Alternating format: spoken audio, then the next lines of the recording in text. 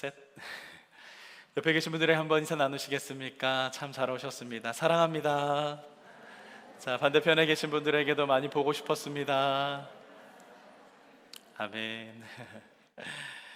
어, 마티아스 뇌케라고 한 사람이 쓴 나를 소모하지 않는 현명한 태도에 관하여 라고 하는 책이 있습니다. 이 책은 2024년도에 베스트셀러였습니다. 이 책의 저자가 뭐라고 말을 하냐면, 현대인들은 앓고 있는 고질적인 질병이 있다라고 말합니다. 그건 개인적인 암이나 아니면 단체적인 전염병이 아니라, 근데 이 질병 때문에 어쩌면 삶이 망가지고 자존감이 무너지고 때로는 강팍에 붙들리게 된다라는 이야기를 하더라고요. 그럼 과연 이 질병이 뭘까? 이 저자는 이 질병을 향하여서 타인의 시선이라고 정의를 내렸습니다.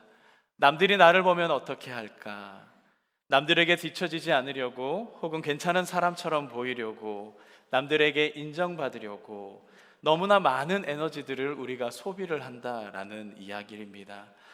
그런데 정작 그렇게 남들에게 비춰지는 내 모습에 대해서 에너지를 쓰다 보니까 내 마음에는, 이 내면에는 언제나 그렇듯 방전의 상태가 오고 때로는 그 공허한 상태가 유지가 되고 있더라는 거죠. 그런데 이게 우리들의 삶뿐만 아닙니다. 비단 삶의 문제만이 아니라 이러한 방전의 상태는, 그 현상은 우리들의 이 예배와 우리의 신앙의 현장에서도 일어나고 있는 겁니다. 여러분 어떠십니까? 오늘의 신앙생활 여러분 행복하십니까? 만족하십니까? 아니면 사실 너무 피곤하신 거 혹시 아니시고요? 오늘 설교 제목을 제가 뭐라고 지었냐면, 내 신앙생활은 왜 이렇게 피곤할까입니다. 하나님은 우리들의 삶이요, 하나님의 나라, 그 천국이 되기를 원하고 계십니다. 그 천국은요, 여러분 죽어서만 가는 곳이 아니라 우리가 지금 현실을 만들어가고 또 살아내야 되는 것이라고 말씀을 합니다. 그러면 그 천국을 우리가 어떻게 이뤄나가야 될까? 한번 따라 하시겠습니까? 소모하는 신앙이 아니라 공급받는 신앙이다. 오늘의 이 말씀의 위치는 상상수훈의 위치에 있습니다. 마태복음 6장에 예수님께서 하고자 하시는 말씀이 뭐냐? 바로 우리들의 신앙이 이렇게 소모되지 말고 공급받아야 순종도 하고 또 사람과의 관계 속에서도 우리가 천국을 만들어 갈 수 있다라고 하는 말씀입니다. 그래서 오늘의 이 말씀을 통하여서 우리가 소모되는 종교 생활을 이제는 좀 멈추고 공급되는 신앙, 정말 주님이 만드신 하나님의 나라가 여러분들의 삶 속에, 여러분 마음 가운데 찬란하게 만들어질 수 있기를 예수님의 이름으로 축복합니다. 그러면 공급받는 신앙의 첫 번째 단계가 뭘까? 벗는 겁니다. 벗는 것. 자, 옷을 벗어라 그런 건 아니고요. 5절의 말씀 한번 보겠습니다. 5절입니다. 함께 읽을까요? 시작. 또 너희는 기도할 때에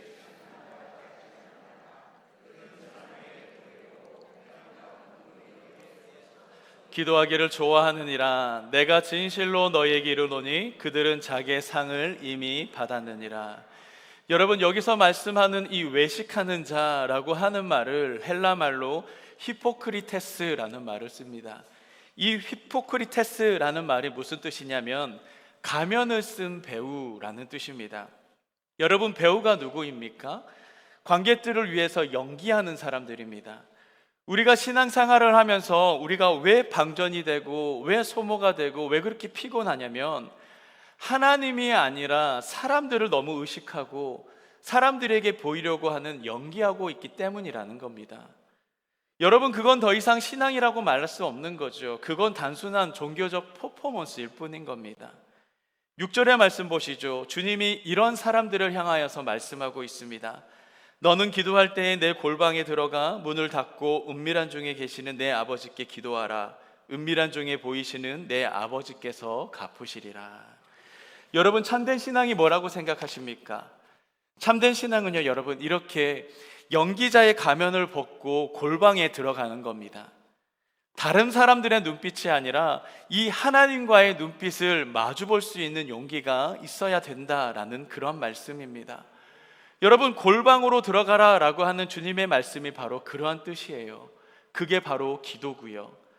기도는 여러분, 나를 증명해내는 노동이 아닙니다. 기도는요, 우리 하나님 안에서 채워지는 그 안식인 줄 여러분 꼭 믿을 수 있기를 바랍니다. 여러분이 뭘 보시죠? 노동을 하면 어떻습니까? 우리 안에 평안이 없고 안식이 없지요. 하지만 하나님과 교제하면 그 안에는 분명 안식이 있고 평안과 평강이 넘치는 겁니다. 너무 많은 사람들이 하지만 교회에 와서 노동만 하고 있어요. 예배 가운데에 그분 안에서 안식을 누리고 또 은혜를 채우고 하나님으로 인하여서 영적으로 더욱더 단단하게 세워져 나가야 되는 건데, 우리 여러분 연기하려고 교회 오는 것 아니잖아요. 우리는 종교적인 그 연기자들이 아니라 신실한 예배자로 세워져야 된다라는 말씀입니다. 그래야 여러분 우리들이 은혜를 공급받게 되는 거고, 그럼 어떻게 됩니까? 어떻게 해야 되냐? 간단합니다. 그 피곤한 그 무대에서 내려오기만 하면 됩니다. 여러분 그렇잖아요. 우리들의 신앙, 그 신앙이 하나님과의 그런 1대1의 관계인데 왜 그렇게 사람들의 눈을 의식을 하고 왜 그렇게 우리가 신경 쓰며 우리들의 마음과 우리의 육신을 그렇게 소모해야 되느냐라는 겁니다. 오늘 주님의 말씀은 연기하는 그 가면을 이제는 벗어 던지고 너희들의 골방으로 들어가라 라고 하는 그런 말씀입니다.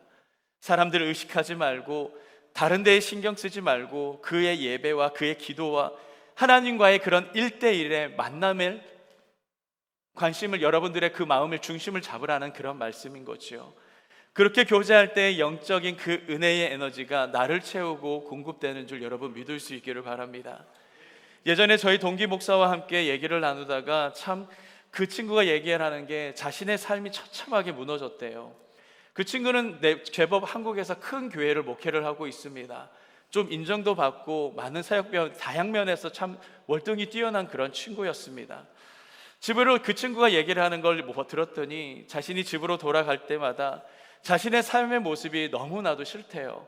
집에를 가면 매일같이 똑같은 TV 프로와 유튜브와 핸드폰을 바라보며 이거 정말 중독이 아닌가 싶을 정도의 그 미디어에 중독된 자신의 모습을 보고, 그리고 사람들을 너무 많이 만나고 피곤하고 힘드니까 그에 대한 스트레스를 가족들에게 푸는 거예요. 자녀들에게 늘 폭언을 일삼고 들고, 육체가 힘드니까 그의 게으름과 그 무기력함 속에 자신의 삶이 너무나 처참하게 무너져 있는 모습이 싫다는 거예요. 그 얘기에 대해 듣고 너무나도 공감했습니다. 근데 너무나 마음이 아팠고요. 그런데 여러분, 그 친구가 하는 더 대단한 말이 뭐였냐면 자기는 하루에 2시간씩 기도를 한대요. 그런데 계속 듣다 보니까 알겠더라고요. 그 친구가 기도하는 그 2시간은요 하나님과의 만나는 시간이 아니라 그냥 직업적으로 공동체의 기도회를 인도하는 그런 소모적인 기도에 불과했던 겁니다. 그 동기 목사의 내면은 텅텅 빈 겁니다. 모든 신앙의 생활의 모습이 허무했던 거죠.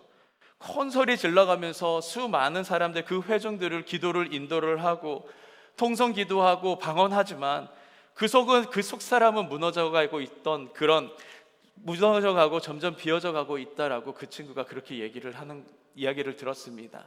여러분, 이런 예배에서 우리가 회중들과 함께 기도하는 거 나쁜 거 아닙니다. 그거 잘못됐다고 말씀드리는 게 아니에요. 무슨 말씀을 드리냐면은 우리의 기도와 우리의 예배는 골방이 시작이라는 겁니다. 골방이 모티브고요, 그게 동기부여가 돼서 우리들의 삶 가운데 더해지는 기도와 그 예배 생활 속에서 우리는 그 모든 상황들이 하나님께 영광이 되어져야 되는 겁니다. 그런데 여기에서는 큰 소리로 기도한다고 그게 자기 내면을 채워줄 수 있을 거라고 착각하면은 여러분, 그 착각은 버려야 된다라는 겁니다. 사랑하는 여러분, 여기서 받은 에너지를 가지고 여러분들의 골방을 세워나갈 수 있는, 회복되어질 수 있는 그런 은혜가 있기를 예수님의 이름으로 축복합니다. 성경에 보면은 우리 예수님이 오병이의 기적을 베푸셨습니다. 아니, 놀랍죠. 어떻게 물고기 2마리 보리떡 5개로 수만 명을 먹입니까? 그 광경을 보던 많은 사람들이 환호했습니다. 박수 쳤습니다. 그 군중들이 예수님을 향하여서 저분 왕으로 삼자, 임금으로 삼자, 우리 이제 일 안 해도 될 것 같아 라고 하면서 예수님을 행가래치고 완전 환호하는 그런 시간이었었습니다. 그런데 여러분, 그 세상의 시선과 박수가 쏟아지던 그 시간에 우리 예수님께서는 어떻게 하시는 줄 아십니까? 요한복음 6장의 말씀입니다. 15절에 함께 읽겠습니다. 시작. 다시 혼자 산으로 떠나 가시니라. 예수님은 사람들의 그 환호와 박수 소리에 취하지 않으셨던 겁니다. 오히려 그 박수 소리를 피해서 세상의 시선을 차단하고 하나님과 그 1대1의 관계 속에 자신만의 골방으로 들어가셨던 거죠. 주님은 소모가 아니라 이 공급이 중요하다는 것을 너무나 잘 아셨던 분입니다. 그래서 그 공급을 통해서 십자가의 사명들을 감당하게 되셨던 거고요. 오늘 주님께서 내게 주신 사명을 멋지게 감당하는 사람이 되려면은 우리는 소모적인 신앙이 아니라 늘 공급받는 신앙인으로서 하나님 앞에 설 때에 우리가 어떻게 되는 줄 아십니까? 예수님처럼 십자가마저 당당하게 줄 수 있는 거고요. 또 어떤 헌신과 봉사 앞에서도 우리 쓰러지지 않는 거고요. 어떠한 세상의 사람들의 말이 우리 가운데 쏟아지고 부어진다 하더라도 우리가 상처받지 않는 그런 단단한 사람들이 됨을 여러분 믿을 수 있기를 바랍니다. 예수님처럼 무대에서 내려와서 매일 하나님과 만나 교제할 수 있기를 바랍니다. 지금의 삶이 비록 지옥과 같은 삶을 사시는 분들도 계실 겁니다. 내 가정과 내 사업과 직장과 참 인생 참 짜증나고 지옥과 같을 수도 있습니다. 그런데 그곳이 천국이 될 수 있는 방식은 하나님과의 이런 풍성한 교제를 통하여서 하늘의 에너지를 부어주면 여러분 지옥과 같은 세상이다 할지라도 천국과 같은 심령을 우리가 가지고 살아갈 수가 있는 겁니다. 이렇게 공급받는 신앙인들 될 수 있기를 예수님의 이름으로 축복합니다. 여러분 두 번째 공급받는 신앙의 두 번째 단계는 뭘까? 찢는 겁니다. 찢는 것. 2절의 말씀 한번 보겠습니다. 함께 읽겠습니다. 시작. 그러므로 구제할 때에 외식하는 자가 사람에게서 영광을 받으려고 회당과 거리에서 하는 것 같이 너희 앞에서 나팔을 불지 말라. 진실로 너희에게 이르노니 그들은 자기의 상을 이미 받았느니라. 당시 유대인들이 구제를 할 때에 거리에 나와서 나팔을 불었다라고 합니다. 내가 구제한다. 내가 가난한 사람들을 돕는다. 나 좀 봐라. 나 좀 알아줘라. 여러분 이런 뜻이었던 겁니다. 우리가 구제하고 봉사하고 헌신할 때, 우리가 헌금할 때 여러분 기쁨이 사라진 이유가 뭐라고 생각하십니까? 자꾸 우리가 나팔을 불기 때문인 거죠. 내가 이만큼 했다라는 것을 남들이 좀 알아줬으면 하는 그런 마음이 있는 겁니다. 그런데 아무도 알아주지 않고 여러분 인정받지 못하면은 우리 마음에 뭐가 오는 줄 아십니까? 섭섭이병이 들어옵니다. 섭섭이병. 왜 나를 인정해 주지 않지? 왜 나를 알아주지 않지? 내가 이렇게까지 했는데. 여러분 이렇게 생각하는 거는 너무나도 소모적인 신앙생활, 피곤한 신앙생활이라는 거죠. 뿐만 아닙니다. 2절의 말씀에 후반절에 뭐라 말씀합니까? 진실로 너에게 이르노니 그들은 자기의 상을 이미 받았다라고 말씀합니다. 우리가 사람들 앞에서 나팔을 부는 순간 누가 알아주고 안 알아주고 여러분 그게 중요한 게 아닙니다. 그들은 자기의 상을 이미 받았다라는 거고요. 여기서 받았다라는 말이 헬라 말로 이페쿠신이라는 말을 씁니다. 이게 무슨 말이냐? 영수증 처리 끝이라는 뜻입니다. 우리가 나팔 불면서 구제하고 누군가에게 칭찬 듣고 잘했다라고 하는 말한 그 말, 인정받는 말을 우리가 듣는 그 순간에 하나님의 천국 장부에는요 지급 완료, 그렇게 도장 꽝 찍히고 영수증 붙여서 증빙 처리 끝내버린 겁니다. 여러분 영수증 처리 끝나면 받을 수 있는 게 있습니까? 없습니까? 못 받습니다. 하늘의 영원하신 상급을요 여러분 사람들의 값싼 인정과 사람들의 값싼 칭찬으로 바꿔버리는 거예요. 여러분 생각을 해보시죠. 나팔을 불고 박수 받는 그 순간 어떠한 그런 그 구제나 어떠한 봉사나 어떠한 선교이든 간에 이거는 정말 대가 없는 노동이 되어버리는 겁니다. 여러분 대가 없는 노동을 하는 게 얼마나 힘 빠지는지 아시죠? 내가 일을 했는데 아무것도 받지 못하는 거, 그 짓을 왜 합니까? 나팔 부는 구제, 나팔 부는 봉사, 나팔 부는 헌신과 시간과 물질들, 하나님 상급마저도 놓쳐버리는 그런 영적인 소모로 전략하고 마는 겁니다. 값싼 인정과 그 칭찬을 받으려고 하지 마시고 비싼 대가를 받으시죠. 하늘의 상으로 여러분 바라보고 기대할 줄 아는 주님의 백성들 될 수 있기를 예수님의 이름으로 축복합니다. 여러분 구제라는 게 뭡니까? 하나님의 사랑이 나를 통하여서 타인들에게 흘러가는 거죠. 한마디로 여러분 내가 하나님의 사랑으로서 통로로서 쓰임 받는 게 바로 이게 구제라고 우리가 얘기합니다. 여러분 아시죠? 이 통로에는 자기의 이름이 쓰여지지 않습니다. 이름이 쓰여지는 그 순간에 여러분, 그건 통로가 아니라 바로 소유지가 됩니다. 구제한다고 나팔을 분다라는 것은요, 자기 이름을 새기는 그런 행동들입니다. 그때부터는 이제 하나님은 보이지 않는 것이고 오로지 통로에 비춰진 내 이름만 남고 나만 드러나고 내가 영광받고 내가 세워져 나가는 겁니다. 여러분, 세례 요한이 뭐라고 얘기합니까? 나는 쇠하여야 됐고 하나님은 흥하여겠다라고 말하지요.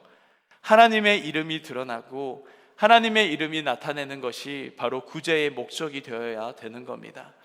남이 알아주지 않는다고 해서 여러분 너무 서운해하지 마시고요. 내가 이렇게 고생했는데, 아니 저 사람은 아무것도 안 하는데, 아니 내가 식당에서 오늘 이렇게 힘들게 땀을 흘리며 봉사하는데 저 사람은 아무것도 하지 않고 밥만 먹고 있네. 여러분, 누가 내 헌신을 몰라준다고 해서 시험 들 거 없다고요. 오히려 여러분, 그때가 기회인 겁니다. 사람들이 몰라줘야지 하나님께서 갚아주실 미수금이 많아지는 겁니다. 이게 너무나도 귀하다고요. 세상이 주는 인정들, 세상이 주는 그 칭찬의 영수증을 이제 찢어버리는 겁니다. 성도는 이렇게 하나님과 나 사이에 있는 그 은밀한 비밀이 많아져야 되는 겁니다. 구제는 바로 이런 거예요. 하나님만 아시는 나와의 그런 비밀스러운 이야기. 그래서 예수님께서 오늘 3절, 4절과 같은 말씀을 하셨습니다. 함께 읽을까요? 시작. 너는 구제할 때에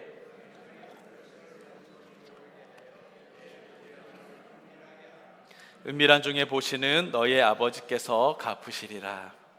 오른손이 하는 일을 왼손이 모르게 흘려보낼 때에, 세상의 영수증을 그렇게 우리가 포기할 때에 은밀함 중에 보시는 하나님께서 이 모든 것들을 대신해서 갚아주시고 신령한 하늘의 그 지원으로 아무도 모르게 하나님이 우리들의 삶 가운데 부어주실 줄 믿습니다. 나를 드러내려고 하는 이 나팔을 우리 찢어버리시고 땅에 있는 그 영수증까지도 여러분 찢어버리시는 겁니다. 그래야 하나님만이 채워주시는 진짜 공급, 진짜 상급이 여러분들의 삶 가운데 채워지게 될 겁니다. 그리고 공급받는 신앙의 마지막 단계입니다. 바로 바꾸는 거예요. 2가지 정도만 말씀드릴 텐데 7절, 8절의 말씀에 보면은 이방인들의 기도가 나옵니다. 여러분, 이들의 어떻게 시작합니까? 기도가 또 기도할 때에 이방인들과 같이 중언부언하지 말아라 라고 말씀하죠. 여러분, 이방인들의 기도의 특징이 뭔 줄 아십니까? 중언부언의 말이 많았다라는 겁니다. 이런 기도는 여러분 굉장히 소모적인 기도들입니다. 오랜 시간, 오랜 말로 기도는 하지만 이 기도에는 우리가 응답이 없고요, 아무런 소득이 없다라는 말입니다. 주님께서는 이러한 소모적인 기도를 절대로 본받지 말아라 라고 명령하고 계십니다. 그런 소모적인 기도가 뭡니까? 바로 내 문제, 내 필요, 내 상처에만 집중되어 있고 매몰되어 있는 그 기도는요, 여러분 결국 우리를 지치게 만듭니다. 그래서 주님은요, 이러한 기도의 패러다임을 바꾸기를 원하시고 계세요. 먼저 번하기를 원하시는 우리 기도의 패러다임이 뭘까? 바로 시선의 변화입니다.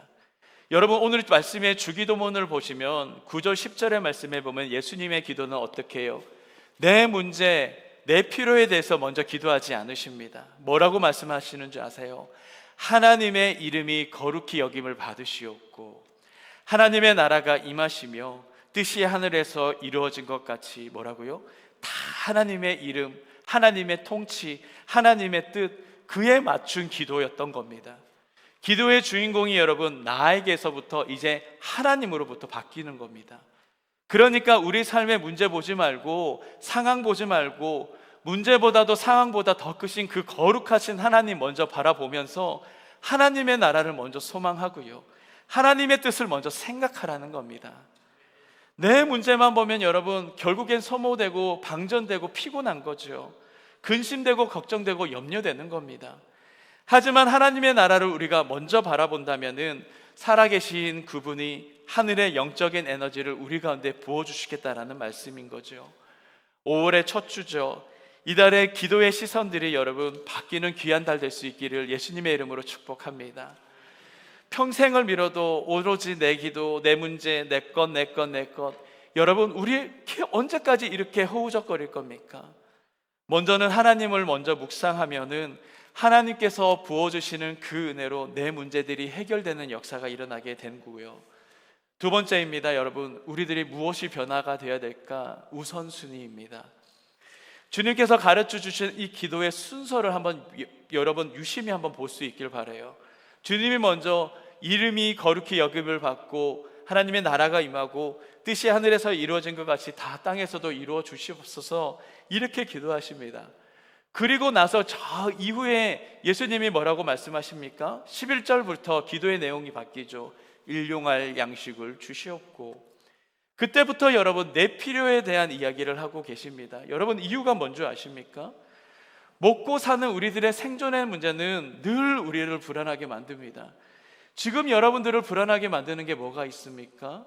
여러분, 결국 우리들의 생존의 문제입니다. 내 노후는 어떻게 해야 될까? 내 은행의 잔고 어떻게 재테크를 어떻게 할까? 내 자녀는 어떻게 양육하고, 어떤 대학을 보내고, 어떤 사람에게 시집 보내고 장가 보내고, 결국 다 이런 고민들, 이 생존의 문제가 여러분들의 근심, 걱정, 염려, 불안 아닙니까? 그런데 이 기도의 순서를 바꾸면서 하나님의 능력이 내게 먼저 부어지기만 한다면 이 생존에 대한 불안들이 아니라 이제는 불안을 이겨서 평안과 평강으로 변화되는 역사가 일어나게 되는 겁니다. 이 순서가 바뀌는 게 너무나도 중요하다고요. 12절에 나오는 용서의 부분도 마찬가지입니다. 결국엔 내 의지로 여러분 용서하면 힘들어요. 못해요. 피곤하거든요. 정말로 용서하기 힘든 사람들 있지 않습니까? 용서하려고 여러분 애써 보셨죠? 어떻습니까? 내 마음이 썩어 문드러지는 겁니다. 어금니 꽉 깨물게 되는 거고요. 그거 너무나도 괴롭고 왜 나만 이렇게 해야 되냐고 원망할 때도 있습니다. 용서하는 것도 결국 내 힘으로 할 수 있는 게 아니라고요. 하지만 우리들의 기도의 순서가 바뀌기만 하면 내가 하려고 했던 게 아니라 내 안에 은혜가 넘치게 되니까 용서할 수 있는 힘이 내 안에 생기게 되는 것입니다. 여러분 꼭 기억하십시오. 우리들의 기독교의 신앙인은 우리의 의지를 불태우는 고행길이 아니고요, 하나님이 공급해 주시는 그 능력으로 살아내는 은혜의 삶임을 여러분 꼭 기억할 수 있기를 바랍니다. 우리 이제 제발 소모되는 인생들 살지 마시고 공급받는 인생 살아가면서 우리 안에 하나님의 나라가 이루어질 수 있기를 예수님의 이름으로 축복합니다. 말씀을 정리하겠습니다. 여러분, 우리는 이러한 공급이 없으면 단 한순간도 살아갈 수 없는 존재들입니다. 우스갯소리로 하는 말 중에 어느 사납게 생긴 까맣고 덩치가 큰 개와 아주 예쁘게 생긴 귀여운 작은 하얀색 개가 싸웠습니다. 여러분, 누가 이겼을까요? 누가 이겼을까요? 당연히 밥 많이 먹은 개가 이깁니다. 여러분, 공급받는 사람이 이기는 거라고요. 우리 삶도 공급받지 못하는 사람, 소무하는 사람, 여러분 결국 지는 겁니다. 내가 지금껏 신앙생활을 해왔는데 지금껏 내가 세상살이 왜 이렇게 힘들었는지, 왜 이렇게 내 신앙이 힘들고 피곤했는지 여러분 이제 아시겠습니까? 상황이 아니라 하나님의 영적 에너지가 공급되지 못했던 겁니다. 세 가지를 꼭 기억할 수 있기를 바랍니다. 벗어버리고 찢어버리고 바꿔야 되는 거죠. 그러면 영적 에너지의 공급이 있을 겁니다. 이야기 하나만 하고 설교를 마치겠습니다. 영국의 웨스트민스터 채플에 켈벤 몰건이라고 하는 목사님이 계셨습니다. 이 목사님은 삶에서 가장 큰 기쁨, 가장 큰 즐거움이 자신의 사랑하는 딸과 함께 공원을 산책하는 게 그의 가장 큰 기쁨이었습니다. 어느 날 이 목사님이 딸과 함께 산책을 하려고 딸에게 불렀습니다. 딸아, 아빠랑 같이 산책 갈까? 근데 그날따라 아이가 아빠와 산책을 거절하는 겁니다. 아빠 너무 피곤해. 아빠 나 너무 바빠. 힘들어. 그 얘기를 하고 났더니 이 목사님께서 너무나 섭섭하셨죠. 왜 그럴까? 근데 한 달이 지나고 크리스마스가 될 때에 이 딸아이가 고사리 같은 손으로 아주 예쁜, 아빠 신으라고 예쁜 털 신발을 만들어 온 겁니다. 알고 보니까 서프라이즈 하려고 그 시간을 털어서 아빠 털 신발 만들려고 아빠와의 산책까지도 거절하면서 그 한 달간의 시간을 그렇게 힘들게 보냈던 거죠. 이 몰건 목사님께서 그 털신을 받고 아주 기뻐하면서 딸에게 그렇게 얘기를 했답니다. 사랑하는 딸아, 너가 준 선물이 아빠는 너무나도 기쁜데 내가 정말로 행복해하는 것은 너가 나를 위해서 선물을 준비하려고 일을 한 것이 아니라 너가 나와 눈을 맞추며 손을 잡고 산책하고 공원에서 대화하면서 함께한 모든 그 순간이 아빠 인생의 가장 큰 기쁨이고 즐거움이었단다 라고 얘기를 했답니다. 여러분, 언제부터 우리는 교회에 와서 일만 하고 있습니다. 여러분, 왜 그렇게 우리가 소모만 해야 되겠습니까? 나팔 부며 사람들 눈치 보면서 의식하면서 사람들이 나를 어떻게 생각할까, 어떻게 볼까, 왜 그런 것만 바라보면서 우리가 교회를 왔다 갔다 혹은 교회를 떠나시는 겁니까? 하나님이 진짜로 원하시는 것은 교회를 위해서 일하는 건 물론 기뻐하십니다. 그런데 정말로 기뻐하시는 건 하나님 당신과 함께 교제하기를 가장 원하시고 계십니다. 그곳에서 하나님은요, 여러분들에게 공급해 주기를 원하시고 계시는 거고요. 마치 어미새가 아기새에게 먹이를 물어다 주는 것처럼요, 정말로 하나님이 그것을 원하시는 거예요. 그걸 어떻게 아느냐? 십자가에서 예수님이 달려 죽으실 때에 성소의 휘장이 찢겨졌습니다. 그 휘장이 찢겨지는 것은 아래에서부터 위로 찢겨진 게 아니에요.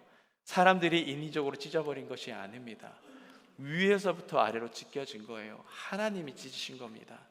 이게 무슨 말입니까? 우리와 하나님의 그 교제의 문을 열어놓으신 거라고요. 그런데 우리는 이 교제의 문이 열리기 위해 죽으신 예수님 앞에서 일만 하고 있습니다. 이제 우리 다시금 마음을 고쳐먹고 주님과 더 깊은 교제를 하며 이 교제를 통하여서 없는 그 공급된 힘으로 이제는 믿음의 불씨를 다시금 활활 타오르는 저와 여러분들의 믿음의 삶, 신앙의 이번 주 한 주가 될 수 있기를 예수님의 이름으로 축복합니다.